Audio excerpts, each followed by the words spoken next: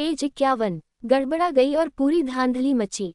ये पता किया जाने लगा कि स्पीकर पहुंचा तो पहुंचा कैसे। इस बात की कड़ी शिनाख्त शुरू हुई। मामला जज से संबंधित था तो रिपोर्टर ने पहले जज साहब से बात करना जरूरी समझा। उसने रात में फोन करके सारा किस्सा जज को बताया। जज भी सकते में आ गया। उसने रिपोर्टर को घर बुलाकर यकीन दिलाया कि आंदोलन से उसका जरा भी संबंध नहीं। उसी क्षण जज की बीवी घर लौटी। जज ने अपनी बीवी से पूछताछ की, फिर ड्राइवर को बुलाया गया। उसे जेल भेजने की धमकी दी गई, पर जज की बीवी ने मुसीबत को भांप लिया और बताया कि यह ड्राइवर पूरा वक्त उसके साथ था। रिपोर्टर को अंधेरे के कारण कोई गलतफहमी हुई है और मामला निपट गया। रिपोर्टर को यकीन था कि उसने जज की ही गाड़ी देखी थी, पर उसने कुछ छापा नहीं। यहाँ सूरज उगते ही लाउडस्पीकर फिर बोल उठा, हमारी बेटी वापस करो, हमारी बेटी वापस करो, हमारी बेटी वापस करो। ये स्लोगन पूरी वादी में घूमता रहा और उसका असर भी दिखा। पुलिस की छापेमारी शुरू हुई। पंडितों के घर की तलाशी ली जाने लगी। पुलिस वाले उनके साथ बदसलूकी से पेश आ रहे थे। पंडितों को जबरन घर से बाहर निकालकर तलाशी ली जा रही थी। जवाहर के घर भी पुलिस आई, लेकिन जवाहर ने पहले माले से कूदकर अपने आप को बचा लिया और दोस्त के घर भाग गया। प्रशासन ने सोचा भी नहीं था कि यह आंदोलन इतना व्यापक हो जाएगा। उन्होंने पंडितों को इस मामले में कम आंका। अब तो स्थिति उनके हाथ से निकलती जा रही थी। ऐसे में क्या किया जा सकता था? अब प्रशासन ने अपना असली चेहरा दिखाना शुरू किया। बजाय इसके कि परमेश्वरी को अदालत में बुलाते, उन्होंने इस आंदोलन के प्रमुख लोगों को जेल में डाल दिया। हजारों आंदोलनकारियों को कैद कर लिया। सेंट्रल जेल में अब और लोगों के लिए जगह भी नहीं बची थी। पुलिस कभी भी पंडितों का दरवाजा खटखटा कर उनके घरों में घुस जाती, उन्हें परेशान करती। पंडितों के इस दर्द की मीडिया अब आवाज बनी। आंदोलनवादी से बाहर तक पहुंचने लगा। पंडित संवाददाताओं ने इसमें काफी सहयोग दिया। जख्मी लोगों की तस्वीरें हिंदुस्तान में कुछ अखबारों ने छापी और उसका असर भी देखने को मिला। श्री रघुवीर शास्त्री MP प्रो, श्री राम सिंह तथा हिंदू महासभा के सेक्रेटरी तेज बहादुर कौल, इन्होंने श्रीनगर को भेंट दी। यहाँ के हालात जानने की कोशिश की और पाया कि अल्पसंख्यक पंडितों पर यहाँ की लोकल फोर्स बहुत ही अन्याय कर रही है, उनके साथ घृणास्पद व्यवहार कर रही है। ये सब क्यों? इसलिए कि इन्होंने सिर्फ यह मांग की कि नाबालिग लड़की को अपनी मां के पास भेज दो। इन्होंने हालात का जायजा लिया। वे सब शीतलनाथ पहुंचे और पंडितों के लिए सहानुभूति जताई। दूसरे ही दिन ऑल इंडिया जनसंघ के अध्यक्ष बलराज मधोक श्रीनगर पहुंचे। उन्होंने मुख्यमंत्री से मुलाकात की और वहां पाया कि जिस तरह इस आंदोलन को ट्रीट किया गया है, उस पर असेंबली के लोगों में मतभेद।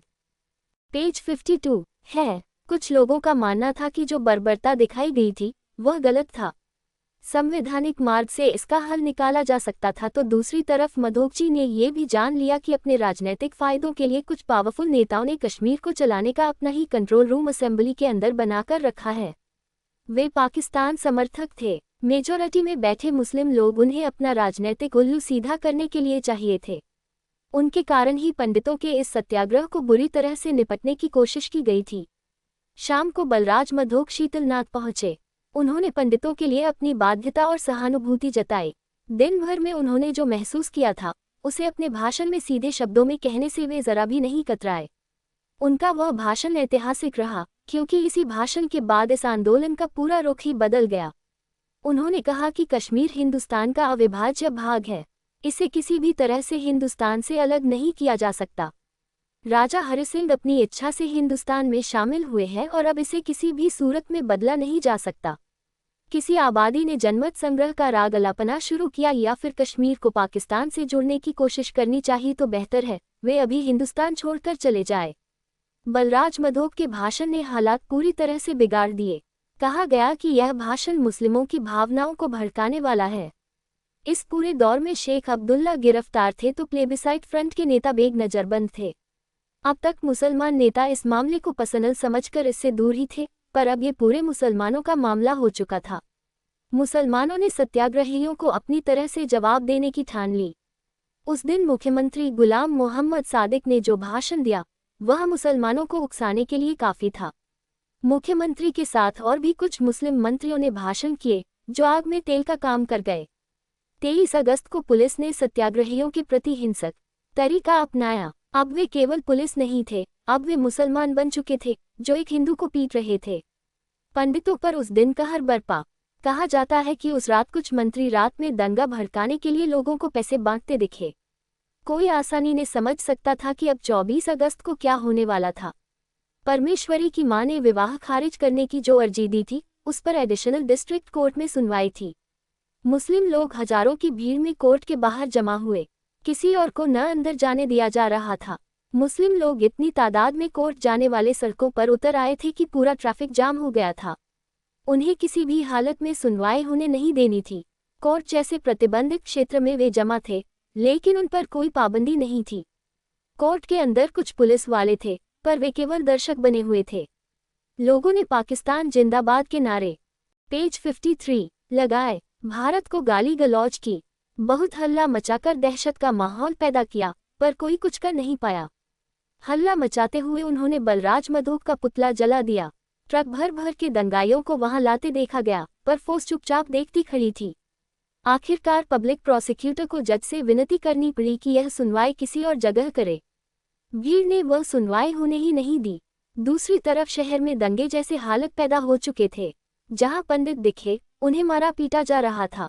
पूरे श्रीनगर में एंटी इंडिया नारेबाजी की जा रही थी। हिंदुओं की दुकानों पर पत्थरबाजी की जा रही थी। दोनों तरफ से आंदोलन तेज हुआ। एक तरफ से नारा लगा, हमारी बेटी वापस करो, तो दूसरी तरफ से नारा लगा, इडियट मधोक मुर्दाबाद। अफवाहों का बाजार गर्म हुआ। दुकानें जलाने का सिलसिला शुरू हुआ। आहिस्ता आहिस्ता दंगे भड़कने लगे। 5 मुस्लिम लड़कियों के अपहरण की खबरें फैल गईं। स्थानीय इंजीनियरिंग कॉलेज के छात्रों ने आरोप लगाया कि पंडित छात्रों ने अपने कमरों में सशस्त्र जनसंघी कार्यकर्ताओं को जगह दी है। पुलिस की राइफलें लूटी गईं। यह आंदोलन हिंदू मुस्लिम बनना ही था। झेलम के दोनों किनारों पर खड़े होकर हिंदुओं और मुसलमानों के बीच गाली गलौज हुई। ऐसा पहली बार हुआ था। सबसे अहम बात यह थी कि इन सारी घटनाओं में दूर दूर तक कहीं पुलिस दिख नहीं रही थी। जो कल तक हिंदुओं पर लाठीचार्ज कर रही थी, आज उनका नामोनिशान तक नहीं था। लगा था कि शाम तक सब शांत हो जाएगा, पर शाम अपना और एक भयानक चेहरा ले आई। कुछ 150-200 लोग नशे में धुत, जिन्हें कश्मीर आर्म्ड फोर्स पंडितों का इलाका गणपतयार में ले आए। उन्होंने अगले 1 घंटे में कई पंडितों के घरों में घुसकर उन्हें मारा पीटा, औरतों के साथ बदतमीजी की, लड़कियों को छेड़ा, छोटे बच्चों को पीटने लगे, पंडितों के घरों पर पत्थरबाजी की और चले गए। इस घटना की खबर आग की तरह फैली। नेताओं ने तुरंत एक सभा बुलाई। जवाहर और उसके दोस्त घर घर जाकर लोगों को इकट्ठा करने लगे। अगले 1 घंटे में शीतलनाथ पर बड़ी संख्या में पंडित जमा हुए। हिंदू एक्शन कमेटी ने जो घटना हुई, उसका विरोध किया। चर्चा शुरू हुई कि अब क्या किया जाए। मुख्यमंत्री के पास जाना मूर्खता होती, क्योंकि जो हो रहा था उसमें एक हद तक मुख्यमंत्री का भी हाथ था। एक आखिरी उम्मीद थी गवर्नर भगवान सहाय। कम से कम वह हिंदू था। जख्मी औरतें, पीड़ित लड़कियों को लेकर तुरंत एक डेलीगेशन गवर्नर भगवान सहाय से मिलने गया। असामाजिक तत्वों को खत्म करने की गुहार लगाई। घायल औरतों को देख शायद गवर्नर महाशय को घटना की गंभीरता समझ आई होगी। उन्होंने किससे क्या बात की मालूम नहीं, पर उसी रात पार्लियामेंट के कुछ लोग, अलग अलग पार्टियों के नेता तथा कई स्वयंसेवी संस्थाएं श्रीनगर पहुंची। 23 और 24 की घटनाओं से पीड़ित, गुस्से से भरे, मन से अशांत लोगों को, खासकर युवाओं को संभालना हिंदू पेज 54 एक्शन कमेटी के लिए मुश्किल हो गया था। जवाहर और लालजी के साथ कई नौजवान कहने लगे कि हम अभी के अभी 5000 नौजवान दिल्ली की तरफ मार्च करते हैं। दिल्ली ने हमारी नहीं सुनी तो कश्मीर से कन्याकुमारी तक मार्च करते हुए हर स्टेट के लोगों से मिलेंगे। अगर सरकार सुन नहीं रही तो कम से कम हिंदू तो हमारी बात सुनेगा। किसी ने कहा कि हम कश्मीर के मुख्यमंत्री तथा भारत के प्रधानमंत्री के घर के सामने अनशन पर बैठ जाते हैं। 100 से ज्यादा परिवार इतने परेशान और निराश हो चुके थे कि उन्होंने कहा, हम अभी यहाँ से निकलकर जम्मू बसने जाते हैं। इन हताश, दुखी लोगों को कोई तो प्लान ऑफ एक्शन देना जरूरी था। बहुत सोच विचार करके कमेटी ने तय किया कि शीतलनाथ पर भूख हड़ताल करने बैठ जाते हैं। उस रात शीतलनाथ पर भूख हड़ताल पर बैठे पहले 5 सत्याग्रहियों के नाम थे जवाहर, लालजी, देवेंद्र, कन्हैया और ललित। 24 अगस्त की घटनाओं से व्यथित सत्याग्रही जब भूख हड़ताल पर बैठे थे, तब भी सरकार को उन पर जरा भी रहम नहीं आया। सत्याग्रहियों के लिए पुलिस ने एक पूरी टुकड़ी भेज दी, इनको अरेस्ट करवाने। ये 5 लोग खुद अरेस्ट होने खड़े भी हुए, पर मालूम नहीं पुलिस पर क्या जुनून सवार था कि उन्होंने इन्हें मारते पीटते गाड़ी में भर दिया और ले गए जेल। लगातार चल रहे आंदोलन और अरेस्ट के कारण जेल में लोगों को रखने के लिए जगह भी नहीं थी। लोगों को ठूस ठूस कर भर दिया था। न वो सीधे बैठ पा रहे थे, न हिल पा रहे थे। पुलिस की मार से अब जवाहर का बदन दर्द कर रहा था। वह लेटना चाह रहा था, पर पैर थोड़ा सा सीधा कर ले इतनी भी जगह वहां नहीं थी। पांचों दोस्त कराहते हुए काफी देर तक बैठे रहे। थोड़ा अपने आप से बाहर आकर उन्होंने देखा तो उनके जैसे ही कई लोग वहां उसी हालत में बैठे थे। किसी को रेनावारी से तो किसी को लाल चौक से अरेस्ट किया था। जवाहर यहाँ पर भी अपना काम करने लगा। उसने अपने पॉकेट से छोटी सी डायरी निकाली और आज कितने अरेस्ट हुए ये लिखने लगा। लालजी ने कहा, यार आज तो काम करना छोड़ दे। जवाहर ने साफ उत्तर दिया, हर कोई अपना काम सच्ची नीयत से करता तो आज हम यहाँ बैठे नहीं होते। पुलिस को देखकर उसने कहा कि वे लोग अपने काम में चूक कर रहे हैं। हम चूक कर गए तो जो आज रात हमारे मोहल्ले में हुआ वह पूरी घाटी में होगा। ये कहकर फिर वह लिखने लगा। आज रात की घटना से जवाहर बहुत ही संजीदा हो गया था। नशे में धुत कुछ नंगे लोग आकर हमारी माँ बहनों को बेइज्जत करके जाते हैं। हम उसके खिलाफ आवाज उठाते हैं तो हमें ही गिरफ्तार किया जाता है। क्यों? इस क्यों का जवाब उसी सत्याग्रहियों में बैठे एक इंसान के पास था। किशनराज पेशे से सरकारी मुलाजिम था, जो सदन के एक विभाग में कार्यरत था। सालों से वह वहां काम कर रहा था, तो सदन में इन दिनों क्या क्या हुआ था उसे इसकी बारीकी से जानकारी थी। वहां बैठे बैठे उसने जवाहर और लालजी पेज 55 की बात सुनी थी। जवाहर उसे बड़ा ही प्रॉमिसिंग युवा लगा। जैसे तैसे करते किशनराज उन दोस्तों के पास पहुंचा। उसने जवाहर को पूछा कि तुम जवाहर कौन हो ना? जवाहर को बड़ा अजीब लगा कि एक अधेड़ उम्र का इंसान मुझे कैसे जानता है। हाँ, मैं हूँ, जवाहर ने कहा। किशनराज ने कहा कि मुझे तुमसे एक जरूरी बात करनी है। मेरा नाम किशनराज है। उन दोनों को बातें करते देख एक पुलिस उनके पास आया और डांट लगाते हुए कहने लगा, बातें करना मना है, चुपचाप बैठे रहो। सब चुप हुए। पुलिस ने जवाहर के पास डायरी देखी। कुछ मिनट बाद ही एक इंस्पेक्टर और एक पुलिस वाला आया। उसने जवाहर को गौर से देखा, फिर हवलदार से कहा कि दोनों को मेरे ऑफिस में ले आओ। हवलदार किशनराज और जवाहर को ऑफिस में ले गया। जवाहर को समझ नहीं आ रहा था कि हो क्या रहा है। इंस्पेक्टर ने जवाहर से डायरी छीन ली और डायरी पढ़ते कहा कि तू जनसंघ का कार्य करता है ना? जवाहर ने कहा कि नहीं। इंस्पेक्टर ने पूछा, तो ये रिकॉर्ड क्यों रख रहे हो? मैं एक सत्याग्रही हूँ और मेरे हिस्से आया काम मैं कर रहा हूँ, जवाहर ने जवाब दिया। इंस्पेक्टर ने पूछा कि किशनराज को कैसे जानता है? जवाहर ने जवाब दिया, मैं इन्हें नहीं जानता। इंस्पेक्टर पूछने लगा कि जानते नहीं थे तो फिर बात क्या कर रहे थे? जवाहर फट से बोला, बात करने कहाँ दी आपने? यह मुझसे कुछ कहने वाले थे, पर आपका ये हवलदार बीच में टोक कर गया। जवाहर का कहा सुनते ही किशनराज के पसीने छूटने लगे। उसे उस इंस्पेक्टर में साक्षात मौत नजर आ गई। किशनराज के चेहरे का बदलाव इंस्पेक्टर और जवाहर दोनों ने भांप लिया। डरते डरते ही किशनराज ने कहा कि मैंने इसे कुछ नहीं कहा, बहुत छोटा है ये, जाने दो उसे। इंस्पेक्टर एकदम गहरी सोच में था। जवाहर को कुछ समझ ही नहीं आ रहा था। इंस्पेक्टर ने जाकर एक फोन घुमाया और कुछ देर बात की। फिर जवाहर से कहा कि इनका नाम लिख डायरी में कि हमने इन्हें छोड़ दिया है। उनका आवेश देख जवाहर ने उनका नाम नोट कर दिया। अब इंस्पेक्टर ने कहा कि तुम्हारा भी नाम लिखो डायरी में। हालांकि हमने अभी तक तुम्हारा नाम अपने रजिस्टर में दर्ज नहीं किया है, पर हाँ, अब तुम्हारे इन दोस्तों के नाम हम रजिस्टर करने जा रहे हैं। जवाहर को सच में कुछ समझ नहीं आ रहा था। पुलिस ने किशनराज को जाने के लिए कहा, लेकिन 1 घंटा जवाहर को बिठाकर रखा। घंटे भर बाद कोई फोन आया। उसके 5 मिनट बाद ही उन्होंने जवाहर को जाने के लिए कह दिया। बाहर घना अंधेरा था। जवाहर तेजी से आगे बढ़ रहा था। अपने घर जाने की बजाय वह जनसंघ के कार्यालय की तरफ बढ़ा। वह कार्यालय आजकल 24 घंटे खुला रहता था। ऑफिस में जाते ही अपने सीनियर से उसने जो उसके साथ हुआ सब एक झटके में बता दिया। सीनियर का चेहरा एकदम सफेद पड़ गया। उसने तुरंत त्रिलोकनाथ घर को फोन लगाया और उन्हें इस सब की खबर दी। 10 मिनट के अंदर त्रिलोकनाथ जनसंघ के ऑफिस में पेज 56 थे। उन्होंने जवाहर से पूछा कि किशनराज किस तरफ गए, देखा तुमने? जवाहर को सच में पता नहीं था। 0.20-25 कार्यकर्ता तुरंत वे जमा हुए और अलग अलग इलाकों में किशनराज को ढूंढने लगे। वे कहीं नहीं मिले तो सब थक हार कर वापस पार्टी ऑफिस लौट आए। त्रिलोकनाथ घर ने जवाहर से कहा कि तुम अब संभाल कर रहना, जरूरत न हो तो घर से नहीं निकलना। उन्होंने अपने कार्यकर्ताओं को जवाहर को घर छोड़ने के लिए कहा। तभी जवाहर ने कहा कि घर तो मैं चला जाऊंगा, पर अब मेरी जिंदगी खतरे में क्यों है, ये जानना मेरा हक है और मुझे बता देना आपका कर्तव्य, क्योंकि कल को अगर मैं मारा भी गया तो मुझे ये जानना जरूरी है कि मेरी मौत बेवजह हुई या मैंने कोई बलिदान दिया है। त्रिलोकनाथ धर अचंभित हुए, इतना सा लड़का, पर उसकी इतनी साफ सोच। उन्होंने कुछ क्षण विचार किया और कहा, बैठो। जवाहर सुनता गया। वे बोलते गए, मुझे लगता है कि तुम पहले दिन से इस सत्याग्रह में शामिल हो। मैंने तुम्हें कई बार कार्यकर्ताओं में देखा है।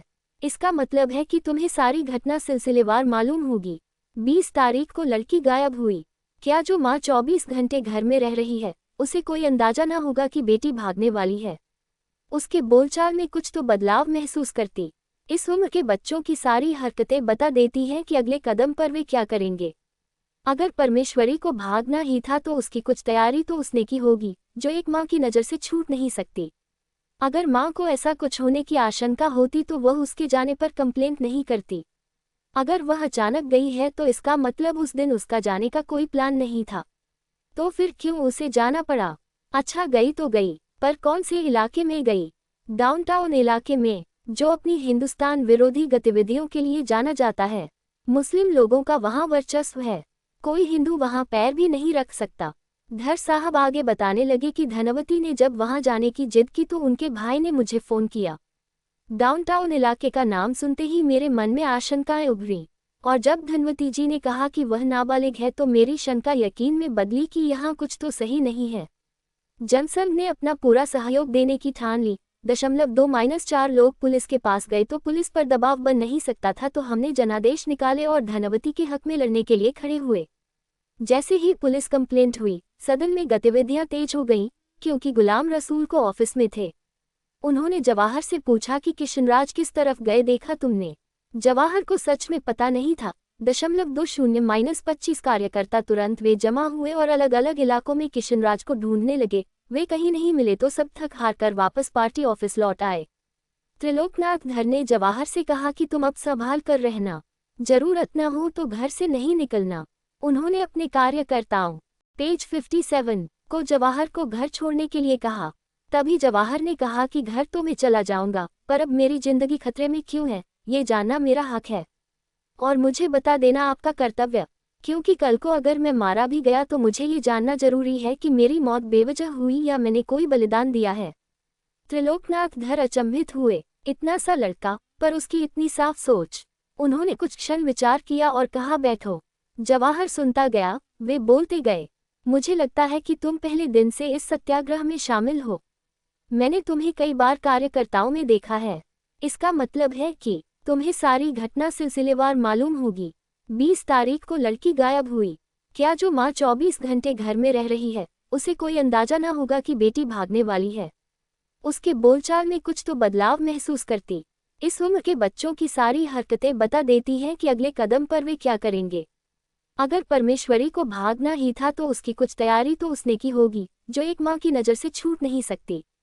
अगर माँ को ऐसा कुछ होने की आशंका होती तो वह उसके जाने पर कंप्लेंट नहीं करती। अगर वह अचानक गई है तो इसका मतलब उस दिन उसका जाने का कोई प्लान नहीं था। तो फिर क्यों उसे जाना पड़ा?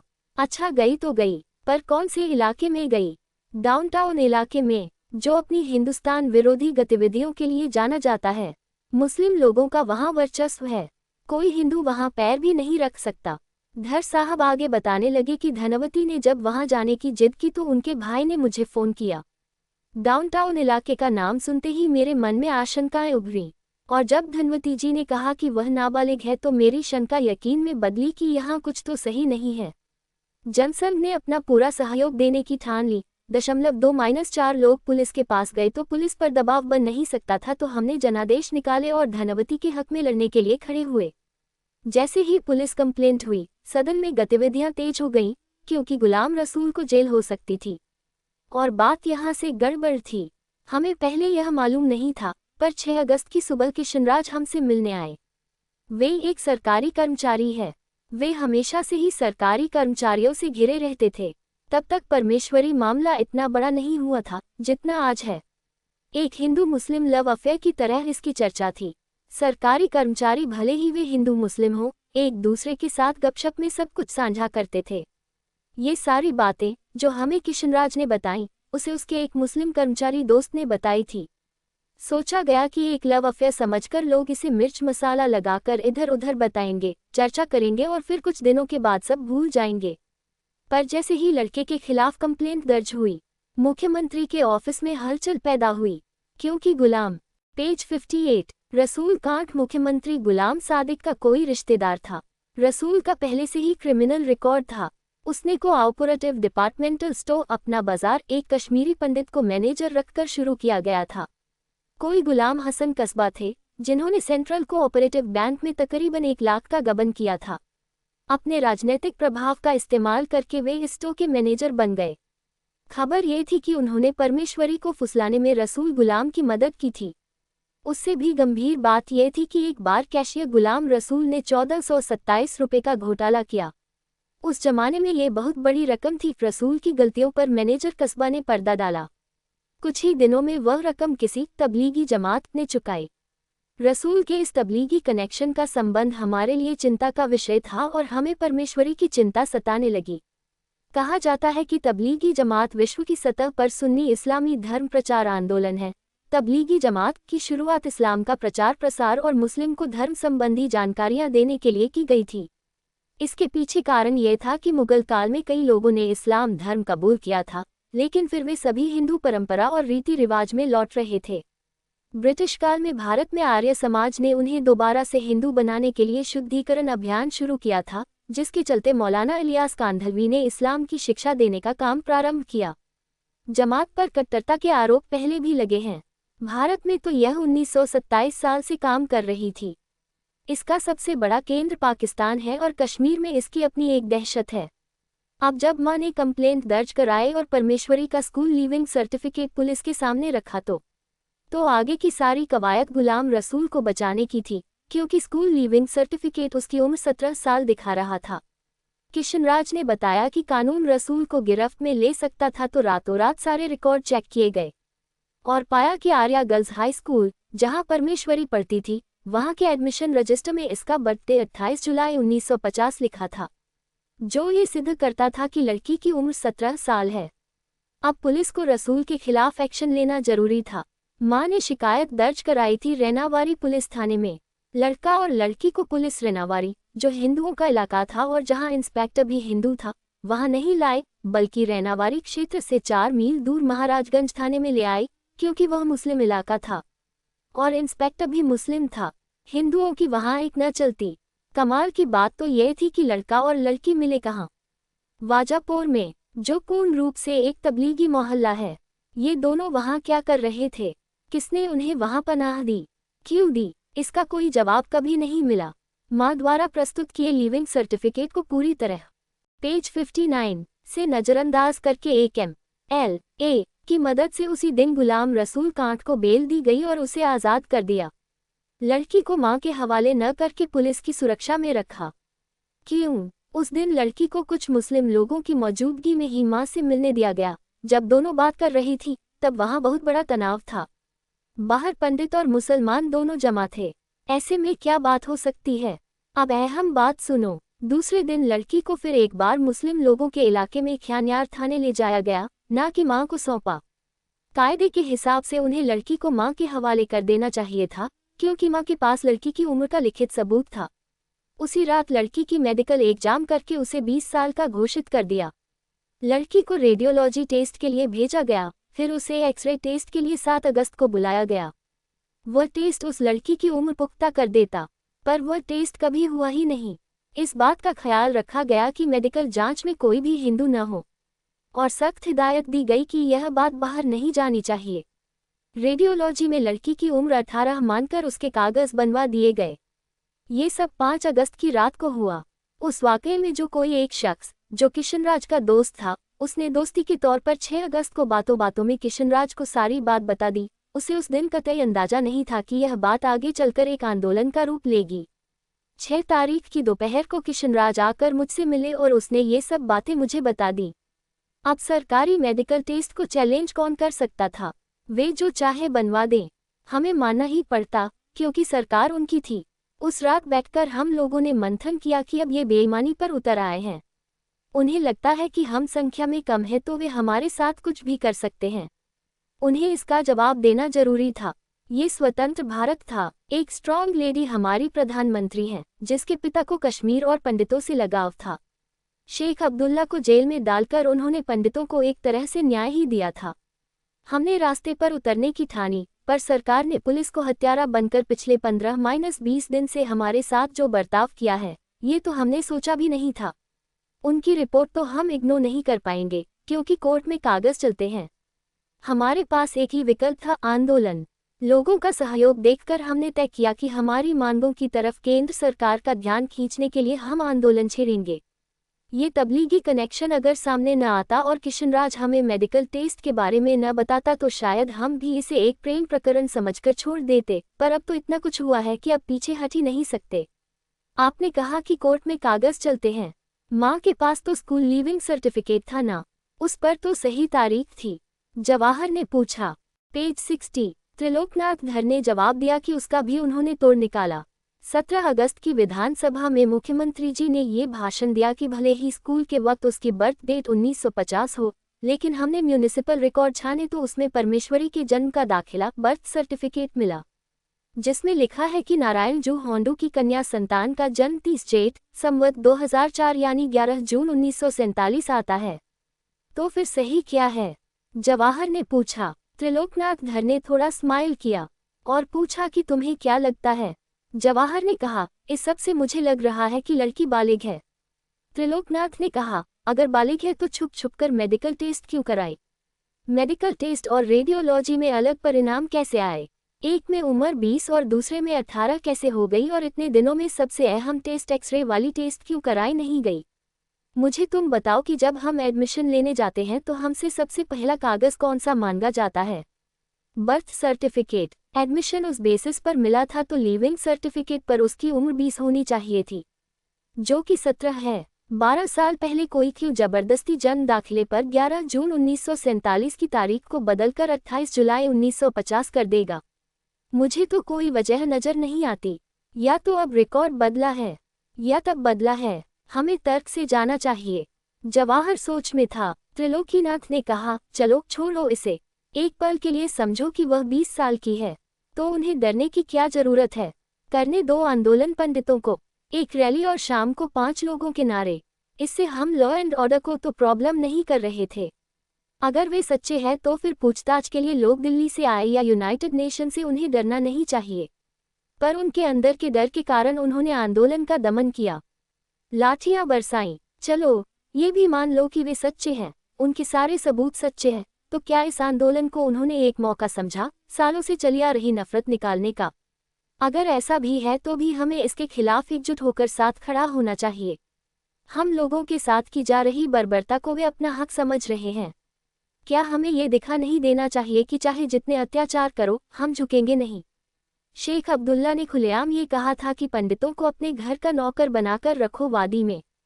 तुम अभी छोटे हो, घाटी के सामाजिक ताने बाने की, उथल पुथल की तुम्हें अभी समझ नहीं है। इस एक घटना के पीछे कई तत्व काम कर रहे हैं, इसलिए कहा कि तुम संभल कर रहना। कमरे में एक अजीब शांति थी। उस शांति को तोड़ते हुए जवाहर ने पूछा कि अब मुझे इससे खतरा क्यों है? त्रिलोकनाथ ने पूछा कि क्या तुम अभी भी समझे नहीं? जवाहर ने पूछा कि क्या नहीं समझा मैं? त्रिलोकनाथ एक पल के लिए उसकी मासूमियत को देखते रहे, फिर उन्होंने कहा कि किशनराज ने हमें ये बात 6 अगस्त पेज 61 को बताई, पर तब तक वे लोग लड़की को बालिग साबित करके गुलाम रसूल को आज़ाद कर चुके थे। लड़की को गुलाम रसूल को सौंप दिया गया था। हमने सोचा कि हमें पुलिस के पास फिर एक बार जाना चाहिए। लिखित कंप्लेन करवाने की लड़की का जो मेडिकल हुआ है, उसमें हमें यकीन नहीं। इस पूरे मामले की इन्वेस्टिगेशन होनी चाहिए। मैंने पुलिस से कहा कि एक में उम्र 18 और एक में 20 आ रही है। ये कैसे पॉसिबल है? मेडिकल में एक भी हिंदू डॉक्टर नहीं था, तो हम कैसे यकीन करें? मेरी इन बातों से उन्हें शक हुआ कि अंदर की खबर किसी ने लीक कर दी। उन्होंने हमारी एक न सुनी, हमें वहां से निराश होकर निकलना पड़ा। और तब तो हमें पूरा यकीन हुआ कि कुछ तो है, जिसे बताया नहीं जा रहा। शाम को तुम लोगों को शीतलनाग पर रैली करते देखा। लोगों का उत्साह देख हमने आंदोलन छेड़ दिया। उन्हें समझ आया कि बात किसने लीक की और जनसंघ तक पहुंचाई। अगर जांच कमेटी बैठती और सच बाहर आता तो उनको भारी पड़ता। शेख अब्दुल्ला का उदाहरण सामने था, तो अब वे इसके पीछे पड़े कि अगर कमेटी बैठी भी तो उसके सामने गवाही देने वाला कोई न हो। 3-4 दिन में ही उन्होंने किशनराज को ढूंढ निकाला। तुम सोचो कि अब वे किशनराज से कितनी नफरत करते होंगे। वे किशनराज के घर पहुंचे, पर किस्मत से उस दिन किशनराज घर पर नहीं थे। घर लौटने पर जब किशनराज को मालूम हुआ कि पुलिस उन्हें ढूंढ रही है, तो वे तुरंत घर से निकलकर हमारे पास आए, ये बताने कि मैं गायब हो रहा हूँ। वह आखिरी दिन था जब हमने उन्हें देखा, और आज जब तुमने कहा कि किशनराज को तुम जेल में मिले और उन्हें रिहा कर दिया है, तो हम भागकर यहाँ पहुँचे। जवाहर का दिमाग चला और फट से बोला कि इसका मतलब पुलिस ने मेरे साथ छल किया कि मेरी डायरी में नोट कर दिया कि किशनराज अब आज़ाद है। मैं, एक पंडित ही इसका साक्षी हो गया और अब उनका कहीं अता पता नहीं। मतलब सोचकर जवाहर की रूह कांप गई। त्रिलोकनाथ ने कहा कि तुम्हें जान का खतरा तो नहीं है, पर हाँ, अब पुलिस की तुम पर बारीक नज़र होगी। अगर आगे चलकर किशनराज मामला खुलता है तो तुम उनके गवाह हो, जिसने पुलिस स्टेशन से उन्हें बाहर जाते देखा है।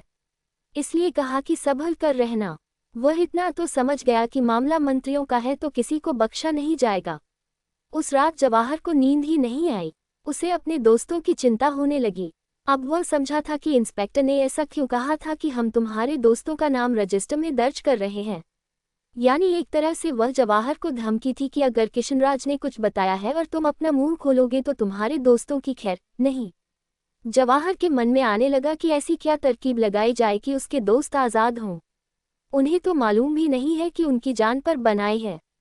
जवाहर तो दोस्तों की चिंता में था, पर आने वाला दिन पूरी पंडित कौम को चिंता में डालने वाला था। 25 पेज 62 अगस्त 1967 कश्मीरी पंडितों के इतिहास का वह पन्ना था जिसे अमृतसर में हुआ जलियांवाला बाग हत्याकांड से जोड़ा जा सकता था। हुआ ये कि रात में जो घटना हुई थी वह तो आसपास के गांव में भी फैल गई। पंडित हजारों की संख्या में श्रीनगर के शीतलनाथ पहुंचने लगे। शीतलनाथ मंदिर अब पंडितों की एकता का प्रतीक हो चुका था, क्रांति का प्रतीक हो चुका था, और मुसलमानों के लिए वही मंदिर उनकी अहम पर एक जख्म की तरह काम कर रहा था। मेजोरिटी सरकार के मुंह पर एक जोरदार तमाचा था। बार बार मुसलमानों को जता रहा था कि हम थे, हम हैं और हम रहेंगे। कई लाख मुस्लिम आबादी के सामने कुछ हजार कश्मीरी पंडित सीना तान के खड़े थे और उनके इस वीरता का प्रतीक था शीतलनाथ, जो अब मुसलमानों की आंखों में चुभने लगा था। पिछले 18 दिनों से लगातार पंडित पुलिस के नफरत भरे रवैये को बर्दाश्त कर रहे थे, लाठियां झेल रहे थे, जुल्म सह रहे थे। औरतें, लड़कियां, बच्चे, बूढ़े, सबके साथ पुलिस ने बहुत ही बुरा सलूक किया था। उसके बावजूद वे टूट नहीं रहे थे, उनका हौसला बढ़ता ही जा रहा था। कल की रात को वेरीनाग परिसर में एक मंदिर को जला दिया था। अब मुस्लिम वहशियत पर उतर रहे थे तो उनका सामना करने लोग इकट्ठा हो रहे थे। उस दिन शीतलनाथ में जमा पंडितों की संख्या तकरीबन 50,000 से ज्यादा बताई जाती है। बावजूद इसके कि शीतलनाथ जाने वाली मुख्य सड़क पुलिस ने बंद कर दी थी। जमा हुए लोगों में भले ही आक्रोश था, पर व्यासपीठ से नेता उन्हें बार बार कह रहे थे कि इतनी घिनौनी हिंसा के बाद भी हमें आंदोलन शांतिपूर्ण मार्ग से ही करना है। सभा में काफी दिग्गज नेताओं के भाषण हुए, जैसे श्री गोपी किशन, प्रेमनाथ घासी, त्रिलोकनाथ धर, शिव नारायण फोतेदार। कई बार केंद्र सरकार से अपील की जा रही थी कि इस मामले में वे अपनी भूमिका स्पष्ट करे। हमें यकीन है कि परमेश्वरी का अपहरण किया गया है। मुख्यमंत्री ने अपने 17 अगस्त के असेंबली भाषण में वादा किया है कि वे इस मामले की तफ्तीश करेंगे, पर आज तक ऐसा कुछ हुआ नहीं है। दिन ब दिन पंडितों पर अत्याचार बढ़ रहे हैं। केंद्र सरकार मुस्लिम तुष्टीकरण की नीति को छोड़कर कभी पंडितों के बारे में भी सोचे। राजसत्ता के लिए अपने ही लोगों को बलि न चढ़ाए। केंद्र सरकार की तरफ से एक कमेटी के गठन का आह्वान व्यासपीठ से किया गया। अंदर जब सभा चल रही थी तो पुलिस ने बाहर एक नया मोर्चा खोला था। शीतलनाथ मंदिर के पूर्व और उत्तर के सारे रास्ते ब्लॉक किए गए। पूरे शीतलनाथ मंदिर को आर्म्ड फोर्स ने घेर लिया। शीतलनाथ की सकरी गली वाले दरवाजे पर बड़ी तादाद में हाथ में लाठी लिए पुलिस तैनात किए गए। 1 बजे शुरू हुई सभा 3 बजे खत्म हुई। अब तक 5 लोगों के अरेस्ट देने का जो सत्याग्रह शुरू किया था, उस दिन उन 5 सत्याग्रहियों को लोग उस सकरी गली के दरवाजे तक छोड़ने आए। बुलंद आवाज में नारे लगाए गए। जैसे ही लोग उस दरवाजे से पेज 63 बाहर आना शुरू हुए, पुलिस ने लोगों पर लाठियों की बरसात शुरू कर दी। उन पर आंसू गैस के गोले फेंके गए। पंडितों पर जोरदार पत्थरबाजी की गई। जमा की हुई ईंटें लोगों को निशाना बना बनाकर मारी गईं। फिर एक बार न औरत देखी, न बूढ़े और न ही बच्चे। इस बार तो और एक बुरी घटना को अंजाम मिला। पास ही के गांव भगवानपुरा से लोग ट्रक भर के ब्लास्ट मटेरियल ले आए और शीतलनाथ में फंसे लोगों पर उसका इस्तेमाल किया। गंभीर बात यह थी कि एसिड की बोतलें फेंकी गई, जिसमें कई औरतें घायल हुईं। पंडितों को पुलिस बाहर आने का रास्ता दे रही थी, पर बाहर आने के बाद कहीं और जाने का रास्ता दे नहीं रही थी। बाहर की तरफ जाने वाले सारे रोड उन्होंने ब्लॉक करके रखे थे। मुस्लिम लोग में कई पुलिस वाले बगैर वर्दी के इन बदमाशों के साथ मिलकर पंडितों पर पथराव कर रहे थे। पंडित न निकल पा रहे थे, न पीछे हट पा रहे थे। एक ही जगह खड़े होकर लाठियां और पत्थर खा रहे थे और जख्मी होकर बेहोश होकर गिर रहे थे। जगह जगह से जुलूस निकल रहे थे। उधर रीगल चौक पर आंसू गैस फेंके गए तो लोग मुंह धोने भागे। पता लगा वहां पानी में कुछ गुंडों ने एसिड मिला दिया था। उन सबके के चेहरे, आंख जख्मी हुए। फिर अचानक क्या हुआ मालूम नहीं, पर शीतलनाथ के अंदर वाले पंडितों से एक फोर्स आया। अंदर वाले पंडितों ने योजनापूर्वक एक दूसरे को आगे की तरफ जोर लगाकर धकेला तो पुलिस का कड़ा टूट गया। लोगों ने बैरिकेड्स तोड़े और वे वहां से बाहर निकल आए। उस दिन शीतलनाथ का नजारा दहलाने वाला था। पूरा शीतलनाथ जख्मी लोगों से भरा पड़ा था। पूरा मैदान पत्थरों से भर गया था। खून के कतरे उन पर लगे हुए थे। पुलिस ने रास्ता बंद करके रखा था तो जख्मी लोगों को अस्पताल ले जाने में दिक्कतें आ रही थीं। पंडितों ने एक टेम्पररी रास्ता तैयार किया, जो नाले को लांघे बगैर मुख्य सड़क पर नहीं पहुंच पा रहा था। स्ट्रेचर को नाले के ऊपर उठाकर ले जाने में बड़ी दिक्कत हुई, पर अब यही एक रास्ता था। यहीं से जख्मियों को उठाकर अस्पताल ले जाना पड़ा। देखने वाले लिखते हैं कि वह पूरा दृश्य जलियांवाला बाग की याद दिला रहा था और फिर भी केंद्र सरकार की कान पर जूं नहीं रेंग रही थी, क्योंकि शायद आंदोलन जनसंघ कर रहा था। राजनीतिक पट पर वह कांग्रेस के खिलाफ था। इसलिए केंद्र ने गुलाम सादिक की सरकार को ऊपरी हाथ दे रखा था? और क्या इसी कारण गुलाम सादिक को ये लगा था कि वह जो चाहे करे, पंडितों की मदद के लिए कोई नहीं आएगा? राजनीति के कारण हमेशा से नुकसान कश्मीरी पंडित को ही हुआ, इसका इतिहास गवाह है। खैर, शीतलनाथ के ही पास एक घर में अस्पताल में एडमिट मरीजों के लिए खाना तैयार हो रहा था। खर्चा सभी कश्मीरी पंडित मिलकर कर रहे थे। खाना तैयार होने पर एक नाव पर रखकर खाना अस्पताल तक लाया जाता था। अब केंद्र सरकार को नींद से जगाने की बारी थी। प्रेस वालों ने इसमें अहम भूमिका निभाई। रानी रतन, पेज 64। हॉस्पिटल में भर्ती सत्याग्रहियों ऐसी तस्वीरें उन्होंने दिल्ली, पंजाब और बिहार के अखबारों में छापी कि 26 अगस्त को दिल्ली, जम्मू और अमृतसर में जोरदार प्रदर्शन हुए। वहां लोग सड़कों पर उतर आए। 26 अगस्त को श्रीनगर की सड़कों पर सिर्फ और सिर्फ आक्रोश था। सरकार के खिलाफ नारे लगाए जा रहे थे। उनकी बेदर्दी का जवाब मांगा जा रहा था। और सबसे बुलंद नारा था, हमारी बेटी वापस करो, हमारी बेटी वापस करो। दूसरी तरफ से फिर एक बार पथराव हो रहा था। लाठियां बरसाने से पुलिस बाज नहीं आ रहे थे। पंडितों में इतना गुस्सा था कि लाठी चार्ज कर रही पुलिस को अंदेशा होने लगा कि अगर हम अब रुके नहीं तो इस बार पंडितों की तरफ से यही लाठियां हम पर बरसने लगेंगी। अब पुलिस ने लोगों को फटाफट अरेस्ट करना शुरू किया, पर सैलाब था कि थमने का नाम नहीं ले रहा था। घाटी के सारे हिंदू इलाकों से पंडित श्रीनगर की तरफ कूच करने लगे। गुलाम सादिक को दिखने लगा कि अब कुछ करने की जरूरत है। खबर घाटी के बाहर गई है। जगह जगह लोग प्रदर्शन करने लगे हैं। अब शायद केंद्र से दबाव पड़ना शुरू होगा। दोपहर के आते आते जम्मू कश्मीर की सरकार ने कर्फ्यू जाहिर कर दिया। शाम को कर्फ्यू के बावजूद 5 सत्याग्रही अरेस्ट देने शीतलनाथ पहुंचे, जिन्हें अरेस्ट कर लिया गया। 24 की रात त्रिलोकनाथ धर ने खुद जवाहर को हिदायत दी थी कि 2-3 दिन उसे किसी में शामिल नहीं होना है। जवाहर के मन में डर था कि मेरी कोई हरकत और मेरे दोस्तों पर बन आएगी, पर जवाहर दोस्तों को अकेला छोड़ नहीं सकता था। वह सुबह सुबह अपने पहचान वाले एक वकील के घर की तरफ निकला। वह उनके दरवाजे तक पहुंचा ही था कि उसके मन में कई विचार आने लगे। हमने खुद अपनी अरेस्ट दी है, हम सत्याग्रही हैं, तो फिर वकील को लेकर वहां जाना कितना सही होगा। उसने अपना विचार बदल दिया, पर वापस घर लौटने का उसका मन नहीं था, पर उसे लौटना पड़ा। वह उस दिन घर पर ही रहा। उसकी मां ने उसे 2 बार टोका कि तुम्हारी बाहर जरूरत है, पर तुम घर पर क्यों बैठे हो? थोड़ी सी मार क्या पड़ी, सत्याग्रह छोड़ दिया, जाओ बाहर। जवाहर अपनी मां को सिचुएशन समझा नहीं सकता था। दोपहर जब सारे पंडित शीतलनाथ मैदान की तरफ जा रहे थे, तब माँ ने फिर टोका। चलो, जवाहर ने कहा, तुम चलो, मैं आता हूँ। जवाहर की माँ भी सत्याग्रह में शामिल होने चली गई और उसी दिन वह जलियांवाला बाग जैसा वाकया हुआ था।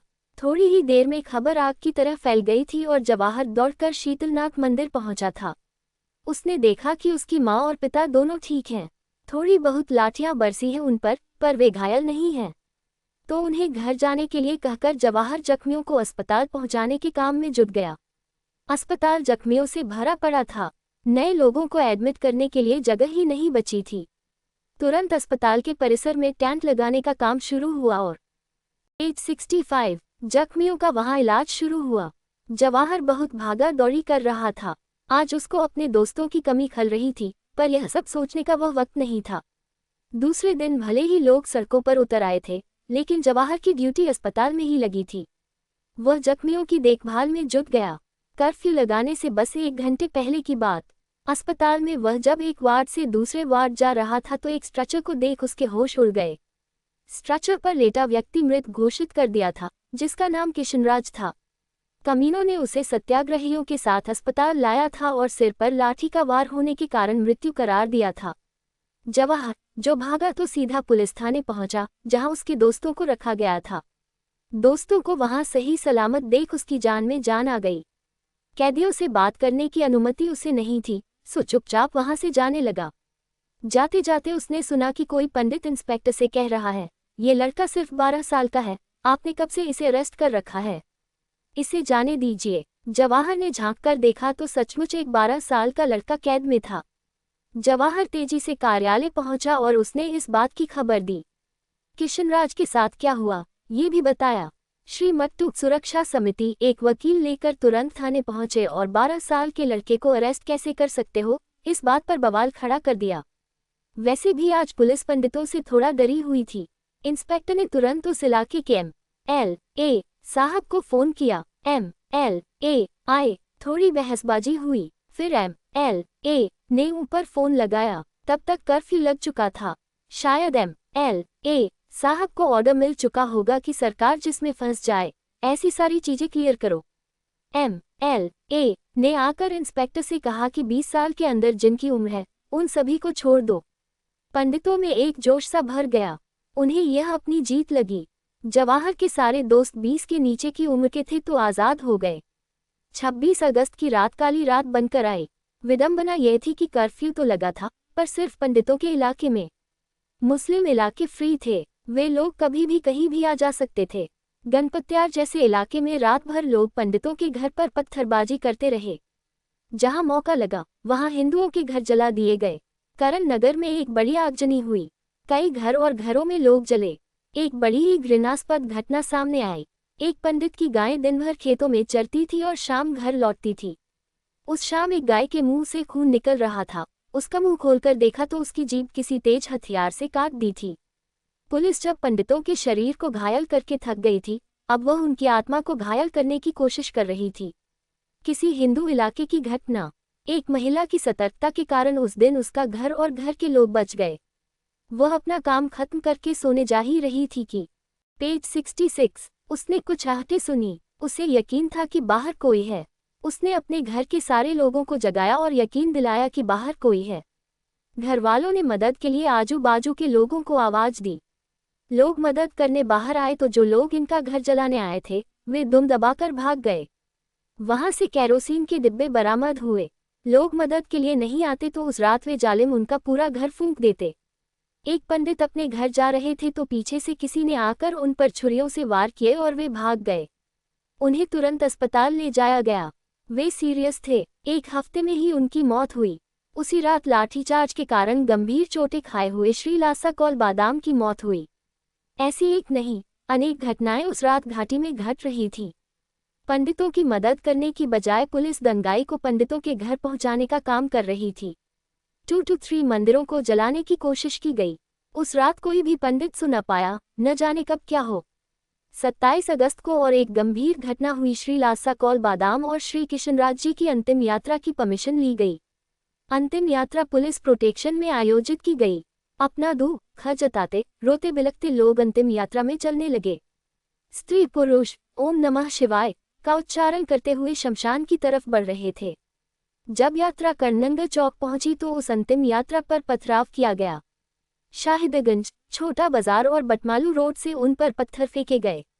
पुलिस ने कुछ करना तो दूर, पर सादे कपड़ों में वे पत्थरबाजों के साथ यात्रा पर पत्थर फेंक रही थी। पर पंडित भी पीछे नहीं हटे। पंडितों को भड़काने के लिए मुसलमानों की ओर से नारेबाजी की गई, जिसमें कहा गया कि हम काफिरों से लड़ रहे हैं और देरी नहीं होनी चाहिए। किसी ने उन्हें रोका नहीं। आखिरकार यात्रा शमशान पहुंची। शहर भर में हंगामा हो रहा था। अब पंडितों के घरों को लूटने की शुरुआत हो चुकी थी। सब कुछ इतना भयानक था कि पंडितों को बार बार यही सवाल सता रहा था कि क्या हम स्वतंत्र भारत में हैं। 27 अगस्त की शाम कर्फ्यू में 2 घंटे की ढील दी गई। उसी 2 घंटे में 5 सत्याग्रही शीतलनाथ पहुंचे और सत्याग्रह करके अपनी अरेस्ट दी। 28 अगस्त जन्माष्टमी का दिन था। सदियों से यहाँ सारे धार्मिक आयोजन हुआ करते थे। पूरे कश्मीर में कहीं मनाई नहीं जाती थी ऐसी जन्माष्टमी। हर साल शीतलनाथ में मनाई जाती थी। लोग दूर दूर से शीतलनाथ की जन्माष्टमी देखने श्रीनगर पहुंचा करते थे। वहां सुबह बहुत बड़े पैमाने पर हवन होता था, प्रसाद बंटता था। जन्माष्टमी के दिन यहाँ हमेशा रंगोत्सव होता था। आज जन्माष्टमी थी, पर आज के दिन प्रशासन ने कर्फ्यू में कोई छूट नहीं दी। लोग इस साल जन्माष्टमी मना नहीं पाए, जबकि मुसलमान इलाके फ्री थे। ये भेदभाव क्यों? इसका जवाब तो सबको मालूम था, पर संवैधानिक पद पर बैठे किसी व्यक्ति को ये करने का कोई नैतिक अधिकार नहीं था। उस दिन भी कहीं कहीं लूटपाट की। पेज 67 खबरें मिली, हुल्लड़बाजी की गई। गंभीर घटना यह थी कि कुछ दंगाइयों ने रतन रानी अस्पताल जाने वाले एक अनाज के ट्रक को रोका। वे चाहते थे कि यह सामान जख्मियों तक न पहुंचे। 4-5 घंटे की मशक्कत के बाद उसे जाने दिया गया। कर्फ्यू होने के बावजूद 5 लोगों ने अपनी अरेस्ट दी। लोगों ने अपने घर में ही जन्माष्टमी मनाई। जवाहर और उसके 4 मित्र आसपास ही रहते थे। उस दिन जवाहर की मां ने उन्हें खाने पर बुलाया था। उसने जान लिया था कि 4-5 दिन से जवाहर कुछ परेशान सा है। उसने उससे कई बार पूछा था, पर जवाहर ने हमेशा टाल दिया था। खाना खाने के बाद सब निकल रहे थे तो मां ने उन्हें रोक दिया। कहा कि वैसे भी कर्फ्यू है, जाना तो कहीं नहीं है, यही रुक जाओ। सारे दोस्त रुक गए और जवाहर के कमरे में चले गए। आजकल तो चर्चा 2 ही बातों की हो रही थी। एक तो 25 अगस्त को हुआ जलियांवाला बाग वाकया और अंतिम यात्रा पर पथराव। ललित, कैसे कर सकता था कोई ऐसे? अंतिम यात्रा पर क्या ये वही लोग हैं जिनके साथ हम पले बड़े? जवाहर, नहीं, ये वे लोग नहीं हैं, वे पहले से कोई और लोग थे। हमने उन्हें अपनी इस धरती पर जगह दी और उन्होंने हमेशा हमेशा हमारी पीठ पर खंजर घोंपा है। जवाहर को ऐसे बात करते सुन सब दोस्त हैरान थे। वह हमेशा समझदारी की बातें करता था, आज इसे ये क्या हुआ है? जवाहर अंदर से उबल रहा था। किशनराज की मौत उसके दिल पर गहरा असर कर गई थी। उसे मालूम था कि पुलिस ने किशनराज को जान से मारा है और बड़ी आसानी से मामला रफा दफा किया है। ये बात सरेआम वह किसी से कह नहीं पा रहा था। आज उसे अपने दोस्तों से कहने का मौका मिला था। उसने जो जो हुआ वह सब अपने दोस्तों को बता दिया। सारे दोस्त सदमे में आ गए। लाल जी, सच कहूं तो मुझे परमेश्वरी पर गुस्सा आ रहा है। यार, इतना सब कुछ हो रहा है, लोगों की जानें जा रही हैं, पूरी घाटी में शोर मचा हुआ है, पर उस लड़की पर इसका जरा भी असर नहीं हो रहा। उसे खुद से अपनी माँ के पास जाना चाहिए, तभी यह सब बंद होगा। जवाहर, उसे अब वहां से कोई नहीं भेजेगा। मामला काफी बढ़ गया है। ललित, तो तुम कह रहे हो उसका अपहरण ही हुआ है? जवाहर, अगर प्यार होता और बात इतने सारे लोगों की होती तो वह न सही, पर उसके घरवाले तो आगे आते। पुलिस स्टेशन की बजाय धनवती के घर पर धनवती से मिलते, कहते कि तुम्हारी बेटी अब हमारी हो गई है। वो यहाँ आने से डर रही है, लेकिन हम खुद आपसे ये कहने आए हैं कि हम उसे खुशी से रखेंगे। अगर आप उसे कभी मिलना चाहो तो हमारे घर के दरवाजे आपके लिए हमेशा खुले रहेंगे। आप कभी भी आ सकती हो। अगर इस तरीके से वे बात करते और उसके बावजूद भी अगर माँ नहीं मानती तो भी दुनिया रसूल के घर वालों की तरफ कभी उंगली न उठा पाती, क्योंकि कागज पर उन्होंने साबित कर ही दिया था कि लड़की बालिग है तो रसूल सेफ था। लाल जी, मतलब उसे जबरदस्ती वहाँ रोक रखा है? कन्हैया, हाँ। पेज 68 यार, देखना उसके घरवाले कैसे हैं। पहले तो लड़का लड़की को लेने से साफ मना किया और जब परमेश्वरी ने जाहिर किया कि धर्म और विवाह में उसकी अपनी मर्जी थी तो कैसे वे उसे गाजे बाजे के साथ ले गए। सुना है उसका वहां शानदार स्वागत किया गया। और यह भी कि जो पुलिस वाला उसे बंदोबस्त में ले गया था उसके लिए उन्होंने खास दावत दी। जवाहर, अब तू ही सोच कि अगर ये अपने लोग होते तो क्या यह ऐसा बर्ताव करते। इस बात को उन्होंने अपनी जीत की तौर पर लिया, किसी की जख्म का मजाक बनाया। कोई अपना ऐसे नहीं करता। वे कभी भी अपने नहीं थे। देवेंद्र, उसके बाद तो न कभी उसकी कोई खबर आए और न ही कभी वह दिखाई दी। जवाहर, मुझे लगता है कि परमेश्वरी का मन है कि वह वापस आए। जब उसने ये जाहिर किया होगा तब उस पर पाबंदियां लगाई गई होंगी। मुझे सच में लगता है कि अब वह अपने ही घर में कैद में है। ललित, हाँ, अगर वह सच में आएगी तो इन सब की नाक कट जाएगी। तो अब कैसे भी करके वे इस आंदोलन का दमन करना चाहते हैं। जवाहर, पर यह आंदोलन चलता ही रहेगा। तुम लोगों को क्या लगता है कि इस खबर में अगर कोई सच्चाई नहीं होती तो इतना बड़ा आंदोलन खड़ा होता? अगर सच्चाई नहीं होती तो इतने लोग जुड़ते। हम लोगों की छोड़ो, जिस रैनावारी में परमेश्वरी पली बड़ी होगी, क्या उन लोगों को भी उसकी सही उम्र पता नहीं होगी? वे तो उसे उसके जन्म से जानते हैं ना। वे क्यों शामिल होते इस आंदोलन में? अगर यह बात झूठ होती तो तुम एक मेडिकल टेस्ट के आधार पर किस किस को झूठ साबित करोगे? कन्हैया, पर यार, ये सब कब रुकेगा? दंगे और भड़कने के चांसेस हैं। यह ऐसा कब तक चलता रहेगा? ललित, जब तक केंद्र सरकार इसमें कुछ एक्शन न ले। जवाहर, नहीं, जब तक परमेश्वरी को कोर्ट में खड़ा न कर देंगे तब तक। लाल जी, मतलब क्या है तुम्हारा? जवाहर, मतलब एक ही है, हमारी बेटी वापस करो, जो तुम्हारे कैद में है। पुलिस केस दर्ज कराने के बाद भी तुम जिसे वापस नहीं कर रहे हो, कानूनी तरीके से लड़ाई लड़ने के लिए हम तैयार हैं, पर तुम लोगों को कोर्ट तक पहुंचने ही नहीं दे रहे हो और हमारी बेटी को जबरदस्ती अपने पास रखा है। हमारी बेटी वापस करो। हमारे सत्याग्रह को तोड़ने का, हमें फोड़ने का पूरा प्रयास तुमने किया, पर हम टूट फूट कर भी फिर से खड़े होंगे, एक ही मांग के साथ कि हमारी बेटी हमें वापस करो। एक माँ को जब तक न्याय नहीं मिलता, उस पर लगा झूठ का कलंक जब तक नहीं धुलेगा, तब तक हमारा संघर्ष जारी रहेगा। जवाहर परमेश्वरी होंडू सत्याग्रह को लेकर अब बहुत ही उत्साहित था। कल फिर एक नए जोश के साथ वह सत्याग्रह में उतरने वाला था, पर शायद उसे पता नहीं था कि मंजिल के कई इम्तिहान अभी बाकी हैं। 5 अगस्त के अंतिम दिनों में पंडितों को लगा कि शायद हमारा आंदोलन सफल होने जा रहा है। 25 अगस्त को पुलिस ने जो वहशियत दिखाई थी, उसके विरोध में घाटी के पेज 69 बाहर कई जगहों पर प्रदर्शन हुए थे। केंद्र सरकार को कुछ तो एक्शन लेना जरूरी था है। उन्होंने केंद्रीय मंत्री के गुजराल को श्रीनगर भेजा। 29 अगस्त के दिन कर्फ्यू में थोड़ी ढील मिली थी। सत्याग्रहियों के 2 बैच ने अपनी अरेस्ट दी। जवाहर और उसके मित्र तो अब पूरी आत्मीयता के साथ इस सत्याग्रह में उतरे थे। कर्फ्यू के कारण रैली नहीं हो रही थी तो सब अस्पताल पहुंचे। जो लोग ठीक होकर बाहर निकलते, वे फिर सत्याग्रह करके लाठियां खाकर वापस अपना इलाज कराने पहुंचते थे। बहुत सीरियस इंजरी वाले लोग पिछले 15-20 दिनों से वहीं पड़े थे। उनमें से एक औरत ऐसी थी जिसके पैर पर 15 अगस्त को गोली मार दी गई थी। एक इंसान लाठी से खोपड़ी टूटने के कारण गंभीर रूप से जख्मी था, उसे कई दिन से होश नहीं आया था। हैरान कर देने वाली बात यह थी कि औरतों को भी सिर पर मारा था। उन्होंने तो बूढ़ी औरतों को भी नहीं बख्शा था। वहां बैठे बैठे जवाहर को अपनी 24 तारीख की डायरी का डाटा याद आ रहा था।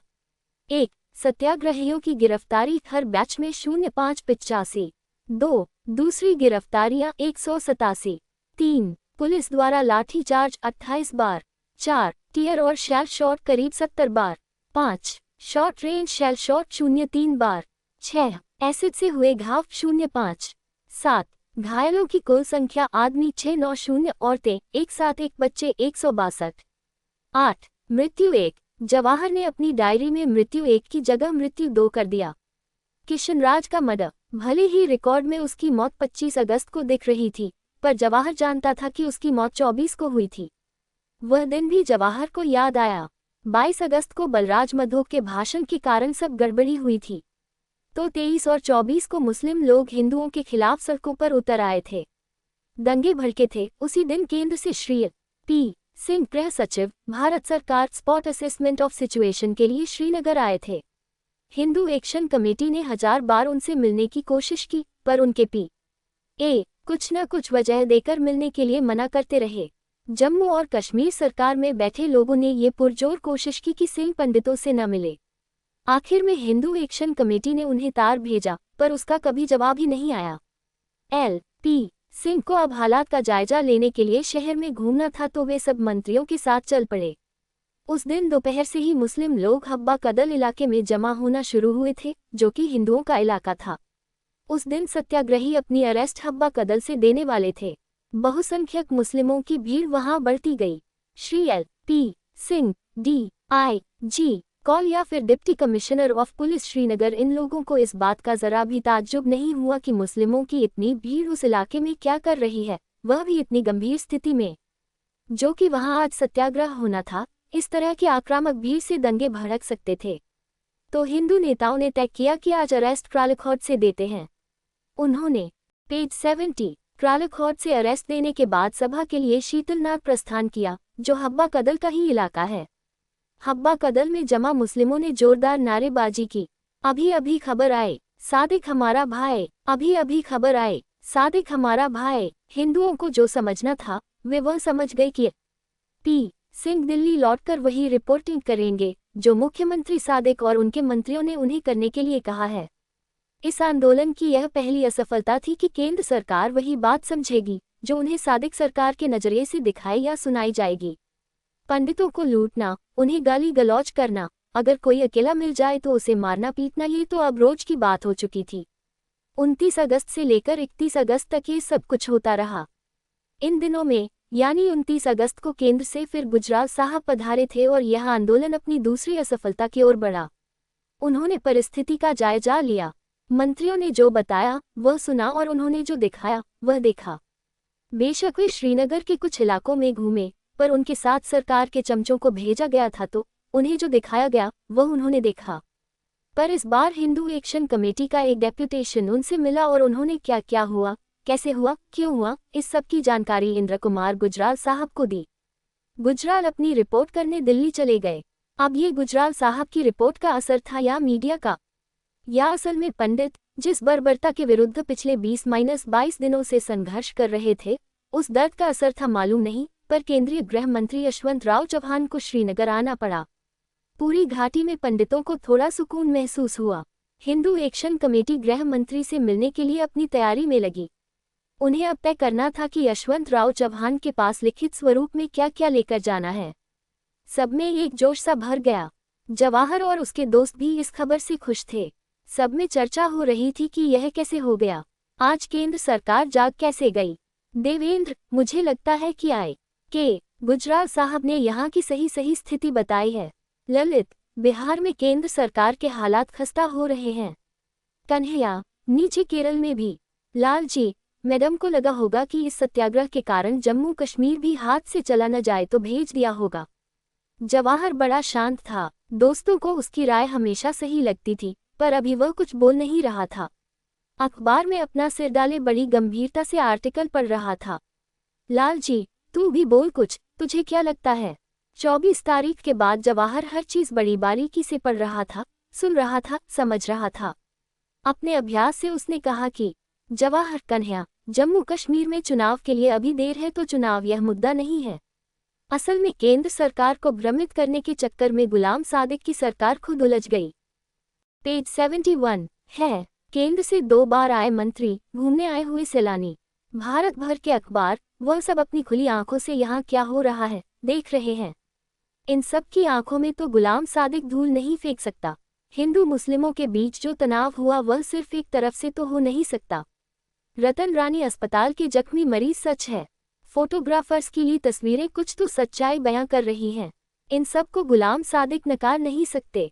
बख्शी के बाद कांग्रेस पार्टी से जीत हासिल करके गुलाम सादिक मुख्यमंत्री बने थे। एक तरफ कांग्रेस तो दूसरी तरफ खुद को बहुसंख्यक मुस्लिम जनता के मसीहा समझने वाले पाकिस्तान समर्थक नेताओं का गुट, इसमें गुलाम सादिक उलझकर रह गए हैं। जम्मू और कश्मीर राज्य का रिमोट इसी कंट्रोल रूम के हाथ में है, पर केंद्र को जवाब सादिक को देना पड़ता था।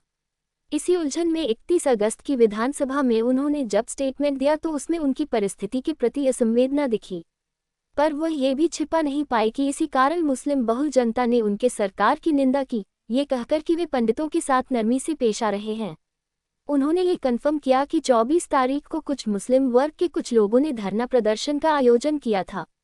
बहुत निराशा से उन्होंने वह स्टेटमेंट दिया था, पर साथ ही उन्होंने पंडितों का उल्लेख न करके उन्हें एक तरह से धमकी ही दी कि समाज का कोई भी तत्व समाज में अशांति फैलाने की कोशिश करेगा तो उसे बख्शा नहीं जाएगा।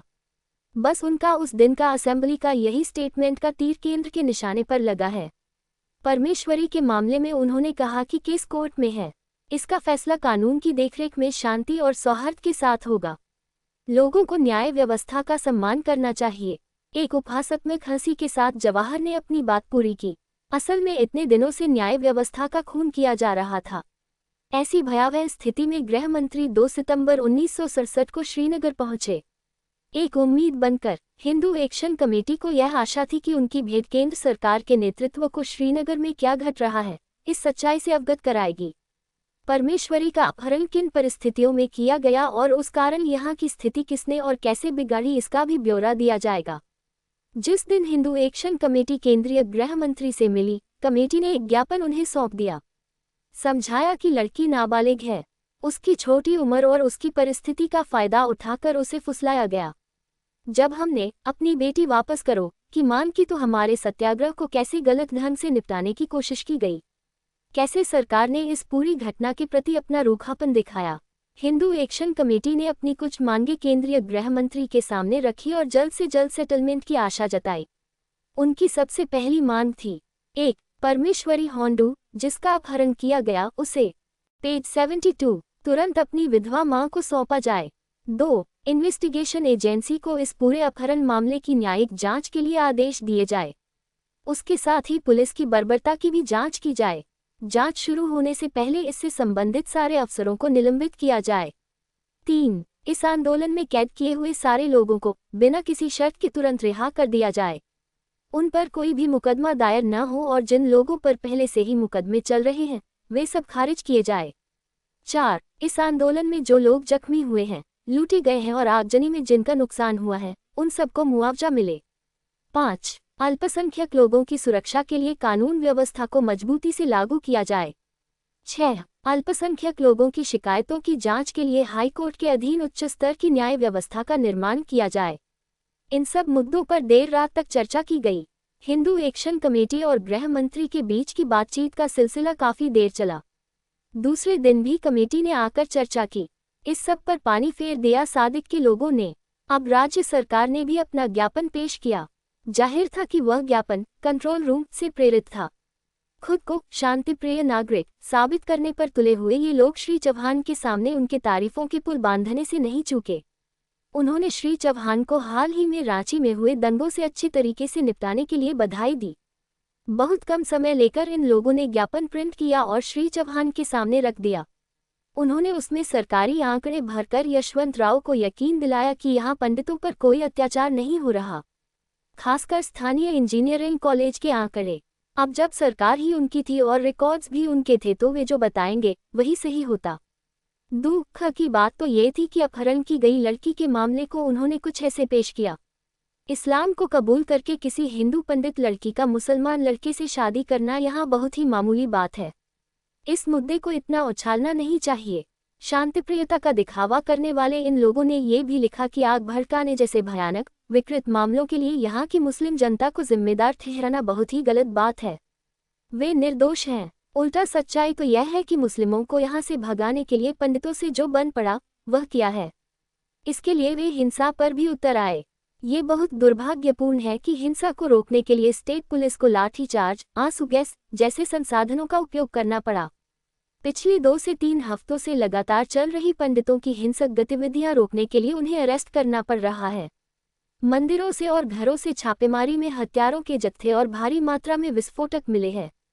ट्रकों में लाद कर लाए जाने वाले अस्त्र शस्त्र हमने बरामद किए हैं, पर इस बारे में एक बार भी कश्मीर रेडियो या पेज 73 इंफॉर्मेशन डिपार्टमेंट ने कुछ कहा नहीं, जबकि सब जानते हैं ये सच है।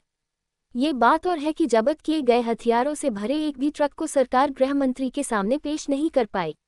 उसी दिन ख्वाजा अली शाह ने एक प्रिंटेड अपील प्रधानमंत्री के पते पर जारी की, जिसमें लिखा था, हाल ही में कश्मीर में एक घटना हुई। किसी भी तरीके से देखो तो यह एक साधारण घटना मालूम होती है, पर इस घटना को जिस बुरे तरीके से लोगों के सामने प्रस्तुत किया गया है, उसे देखकर ऐसा लगता है कि अमन की बुनियाद को जड़ से ही हिला दिया है। पूरे देश पर इसका असर हो रहा है। इस घटना ने हम बहुसंख्यक मुस्लिमों के विश्वास को गहराई से और बेदर्दी सुरंग लगा दिया है। एक हिंदू लड़की ने सारी कानूनी प्रक्रिया पूरी करके एक मुसलमान से शादी कर ली। हिंदू मुस्लिम लोगों की शादी के कई जाने माने केसेस इससे पहले भी हुए, पर उस कारण न कोई उत्तेजना पैदा हुई और न ही तनाव। अब इस बार ऐसा खास क्या है, जबकि केस कोर्ट में है? जल्द ही उसकी सुनवाई होगी। ये जान पड़ता है कि कुछ लोग अपने निजी मकसद के लिए इस केस का दुरुपयोग कर रहे हैं। इस मौके का फायदा उठाते ख्वाजा अली शाह ने शेख अब्दुल्ला की रिहाई की भी मांग उस अपील में की। सुनने में आया था कि इस अपील से पहले ख्वाजा अली शाह खुद लड़की से बड़ी देर रात में मिले थे। उनका कहना था कि लड़की ने उन्हें खुद बताया कि उसे बचपन से ही इस्लाम धर्म ने प्रेरित किया था। उसे हमेशा से ही इस धर्म में आने की इच्छा थी। अगर ऐसा था तो अब उसे बस काफिरों की चंगुल से बच निकलना था, जो उसने 28 जुलाई 1967 को किया। कश्मीर का हर एक मुस्लिम अब इस केस से जुड़ गया। ये तो हमेशा से ही देखा गया है कि जहां इस्लाम धर्म की बात आती है, तब सारे मुसलमान एक साथ ही नजर आते हैं, फिर उनमें आपस में कितने भी टकराव क्यों न हो, और सामने लड़ने के लिए फिर चाहे कोई भी हो। इसका एक उदाहरण हाल ही में घाटी में घटा था। जम्मू कश्मीर में आज भी छोटी से छोटी घटना बड़ा तूफान खड़ा कर सकती है। 26 दिसंबर 1963 में श्रीनगर की हजरत बल दरगाह से मुए मुकद्दस चोरी हुआ था। मुए मुकद्दस की चोरी से बड़ा हंगामा मचना ही था। 26 तारीख की सुबह जब श्रीनगर के लोग उठे तो उन्होंने एक उल्टी खबर सुनी। खबर ये थी कि मुए मुकद्दस चोरी हो गया। मुए मुकद्दस यानी इस्लाम के पैगंबर हजरत मोहम्मद की दाढ़ी का बाल। पैगंबर के अवशेष दुनिया में गिनी चुनी जगहों पर ही हैं और ये इस्लाम मानने वालों के लिए आस्था के सबसे बड़े प्रतीक हैं। 2-3 घंटों के भीतर ही इस अफवाह के सच होने की पुष्टि हो गई। श्रीनगर पुलिस ने माना कि पैगंबर के पवित्र अवशेष दरगाह से चोरी हो गए हैं। ये खबर कुछ ही घंटों में आग की तरह पूरे राज्य में फैल गई और उसी दिन से श्रीनगर की सड़कों पर हजारों लोगों ने विरोध प्रदर्शन शुरू कर दिया। जम्मू कश्मीर में जो कुछ हुआ वह अपेक्षित था, लेकिन इसका असर बंगाल और पूर्वी पेज 74 पाकिस्तान आज का बांग्लादेश में भी देखा जाएगा, ये किसी ने नहीं सोचा था। पूर्वी पाकिस्तान में तब कई मंदिरों पर हमले हुए और हिंदू समुदाय के कुछ लोग मारे भी गए। ऐसी ही घटनाएं पश्चिम बंगाल में भी हो रही थीं। तत्कालीन गृह मंत्री गुलजारीलाल नंदा के लोकसभा में दिए एक वक्तव्य के मुताबिक पूर्वी पाकिस्तान में भड़के दंगों में 29 लोग मारे गए थे। अखबारों की खबरों के मुताबिक बंगाल में उस समय करीब 200 लोग मारे गए थे, जिनमें दोनों समुदाय के लोग शामिल थे। इसके अलावा 50,000 से ज्यादा लोग बेघर बार हो गए थे। जम्मू कश्मीर के लिए वह वैसे भी काफी उथल पुथल भरा वक्त था। मुए मुकद्दस की चोरी इन परिस्थितियों में आग में घी डालने का काम कर रही थी। 2-3 दिन के भीतर ही राज्य में हालात बेकाबू होने लगे। पाकिस्तानी मीडिया पूर्वी पाकिस्तान में भी इस घटना की काफी आक्रामक रिपोर्टिंग हो रही थी। इधर नई दिल्ली की चिंता थी कि यदि मुए मुकद्दस नहीं खोजा गया तो कहीं पूरे देश में सांप्रदायिक तनाव न फैल जाए। इस बीच पश्चिम बंगाल से दंगों और आगजनी की खबरें आने लगीं। कश्मीर मामले पर तत्कालीन प्रधानमंत्री जवाहरलाल नेहरू के सामने ये सबसे बड़े संकटों में से था। स्थानीय प्रशासन से मसला हल न होते देख प्रधानमंत्री ने भारतीय गुप्तचर एजेंसी के प्रमुख बी.एन. मलिक को जांच के लिए श्रीनगर रवाना कर दिया। CBI प्रमुख इस मामले की जांच पर पूरी नज़र रखे हुए थे, लेकिन हर दिन बीतने के साथ ऐसा लग रहा था कि यदि जांच किसी नतीजे पर नहीं पहुंची तो हालात विस्फोटक हो जाएंगे। कश्मीर का माहौल बिगाड़ने में पाकिस्तान कोई कोर कसर नहीं छोड़ रहा था। वहां के राष्ट्रपति जनरल अयूब खान रेडियो पाकिस्तान पर दोहरा रहे थे कि पाकिस्तान जम्मू कश्मीर के नागरिकों के अधिकारों की रक्षा के लिए प्रतिबद्ध है। अब तक इस घटना को 9 दिन बीत चुके थे। माहौल लगातार तनावपूर्ण बना हुआ था, लेकिन 4 जनवरी को अचानक सब कुछ बदल गया। दोपहर में रेडियो कश्मीर पर एक विशेष प्रसारण हुआ। राज्य के प्रधानमंत्री शमसुद्दीन ने आम जनता को संबोधित करते हुए कहा, आज हमारे लिए ईद है। मैं आपको ये बताते हुए बहुत खुश हूं कि पवित्र अवशेष बरामद कर लिया गया है। बाल किसने चोरी किया था, ये तो कभी जाहिर नहीं किया गया, पर कश्मीर में हर मुसलमान जानता था कि वह बाल किसी मुसलमान ने ही लिया है। उसके बावजूद वे इस तरह से सड़कों पर उतर आए थे। अब तो बात यहाँ पंडितों के खिलाफ थी, तो उनका एकजुट होना कोई बड़ी बात नहीं थी। बड़ी बात यह थी कि गृह मंत्री हिंदू एक्शन कमेटी की मांगों पर अब क्या एक्शन लेंगे। 3 सितंबर 1967 को एक स्टेटमेंट जारी किया, जो भारत सरकार, राज्य सरकार और हिंदू एक्शन कमेटी का एक जॉइंट एग्रीमेंट था। उसमें लिखा था, हिंदू एक्शन कमेटी ने श्री चौहान से मिलकर बातचीत की। उनके सामने सत्याग्रह से जुड़ी अपनी अनेक बातें रखीं। विचार विमर्श के बाद श्री चौहान ने हिंदू पेज 75 एक्शन कमेटी से अपील की कि राज्य में सुव्यवस्था और शांति बनाए रखने के लिए अपना सत्याग्रह रोक दे। हिंदू एक्शन कमेटी ने रखे मुद्दों पर आवेश रहित शांति से विचार करने के लिए यह जरूरी है कि वह अपना आंदोलन समाप्त करे। हमें इस बात का स्मरण है कि यह आंदोलन कुमारी परमेश्वरी होंडू इस नाबालिग लड़की के अपहरण के कारण शुरू हुआ था। फिर भी मैं केंद्रीय गृह मंत्री हिंदू एक्शन कमेटी से निवेदन करता हूं कि अब यह मामला कोर्ट में दाखिल है तो कोर्ट की जो प्रक्रिया है उसे पूरा होने दो। पुलिस पर बर्बरता से इस आंदोलन को निपटने के आरोप लगे हैं और कमेटी चाहती है कि केंद्रीय गृह मंत्री अपने तौर तरीके लागू करे ताकि ऐसे आरोपों की सही जांच हो सके। इस मामले में राज्य सरकार ने फिर एक बार यकीन दिलाया है कि हर नागरिक का अधिकार है कि वह अपनी शिकायत दर्ज करे। सरकार उसका निवारण करने के लिए बाध्य है। सदन के अंदर और सदन के बाहर भी मुख्यमंत्री ने ये बार बार दोहराया है। हिंदू एक्शन कमेटी ने इस बात की भी चिंता जताई है कि जहां आर्थिक सुधार, रोजगार और शिक्षा की बात आती है तो उनकी कम्युनिटी को बहुत सारी कठिनाई और परेशानियों का सामना करना पड़ता है। मुख्यमंत्री ने पहले से ही यह जाहिर किया है कि वे एक कमेटी का गठन करेंगे जो इस मसले की जांच करेगा। हिंदू एक्शन कमेटी जैसे ही इस विषय को ज्ञापन के रूप में प्रस्तुत करेगी। राज्य सरकार विश्वास हासिल करने के लिए तुरंत इस जांच कमेटी का गठन करेगी। हिंदू एक्शन कमेटी यह स्वीकार करती है कि सामूहिक भाईचारा और शांति बनाए रखने के उद्देश्य से केंद्रीय गृह मंत्री की अपील को मानकर वह अपना आंदोलन समाप्त करती है। इस निर्णय के बदले राज्य सरकार इस आंदोलन से जुड़े सारे लोगों को रिहा कर देगी। जिन लोगों पर मुकदमे चल रहे हैं वह खारिज कर देगी। इस आंदोलन के संबंध में पहले लिए गए एक्शन को रद्द कर देगी। इस अवसर पर केंद्रीय गृह मंत्री और मुख्यमंत्री जम्मू कश्मीर की तमाम जनता से अपील करती है कि एक दूसरे के प्रति अपनी आत्मीयता और सांत्वना बनाए रखें, क्योंकि यही हमारी परंपरा है और यही हमारी असली पहचान भी है, तो इसका जतन करें। भारत सरकार बार बार इसी बात पर जोर देगी कि राज्य सरकार यह निश्चित करे कि समाज का हर तबका, हर वर्ग संविधान द्वारा दिए गए अधिकारों का लाभ उठा सके। इस संदर्भ में हम यही कहेंगे कि अल्पसंख्यक लोगों की रक्षा करना हमारा नैतिक कर्तव्य है, जिससे उन्हें यकीन हो जाए कि वे भी राष्ट्र निर्माण में समान स्तर पर हमारे साथ हैं। ये तय हुआ कि श्री चौहान की उपस्थिति में यह एग्रीमेंट साइन होगा। सब कश्मीरी पंडित नौजवान उस मौके पर वहां उपस्थित रहना चाहते थे। पता लगा कि एग्रीमेंट दुर्गाना में साइन होगा। सब नौजवान पैदल दुर्गाना चल दिए। दुर्गाना पहुंचने पर वहां कोई नहीं मिला। कहा गया कि एग्रीमेंट चश्मेशाही में साइन होगा। नौजवानों की टोली ने तय किया कि वे चश्मेशाही जाने की बजाय